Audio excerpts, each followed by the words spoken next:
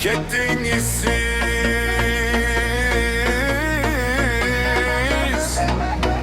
va meni yana yolg'izman.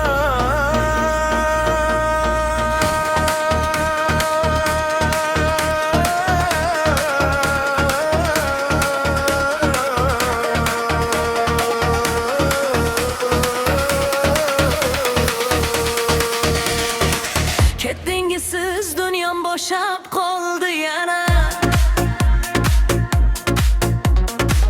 Yuragimni muzdek sog'inch oldi yana. Birga yurgan ko'chalari ham begona. Orzularim kulga aylandi yana.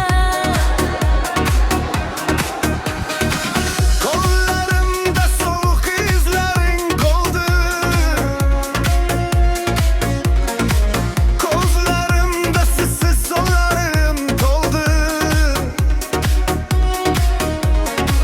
Nahot endi yo'llar tutashmas bizga, ikki qalb hamon to'ldi. Ayting, qanday unutay sizni men? Bu yurak hali ham siz bilan. Ayriliq bog'ida adashdim yana. Yuragim yig'laydi har kecha yana. Baxtni ushlolmadik qo'llarimizda. Taqdir bizni ayirdi shafqatsiz yana. Siz o'zgarganim esa yolg'izlikda, bir dard bilan yashayman sukut ishra. Tirikman ammo yo'qman go'yo, sizsiz hayot bu faqat sinov ishlar.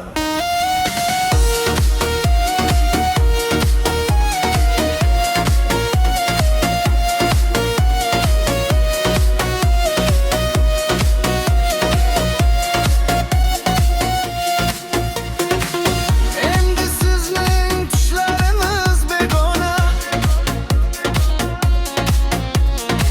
mening dardim ishimdagi borona.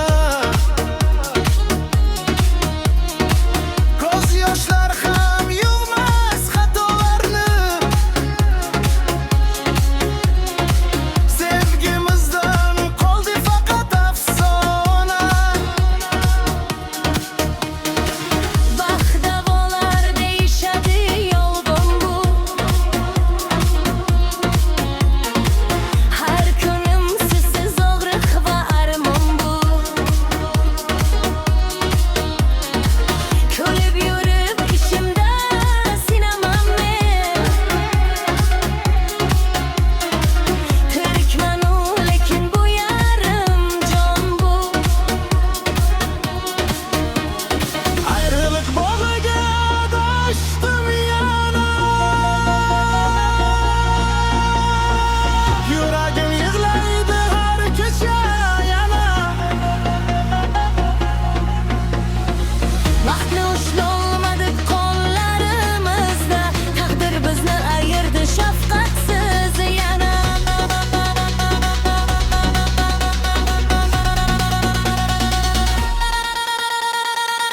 Mayli, baxtli bo'ling siz.